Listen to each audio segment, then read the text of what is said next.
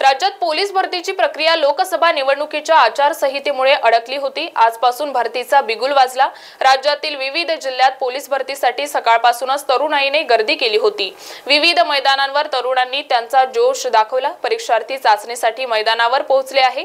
विविध जिल्ह्यातील एकूण 17,471 पदांसाठी तरुण तरुणी दमखम दाखवतील।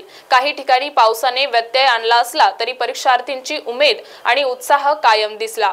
राज्यात रत्नागिरी, नाशिक, पुणे, छत्रपती संभाजीनगर, अमरावती, चंद्रपूर सह इतर ठिकाणी तरुणाई सिलेक्शनसाठी जीवाची बाजी लावत आहे।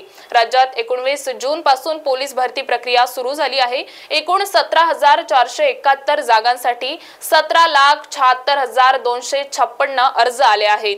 बॅट्समॅन पदाच्या 41 जागा, तुरुंग विभागात चालक पदाच्या 1686 जागा, पोलीस शिपाई पदाच्या 9,595 जागा तर शीघ्र कृती दलासाठी 4,349 जागांसाठी राज्यातील परीक्षार्थ्यांनी कंबर कसली आहे।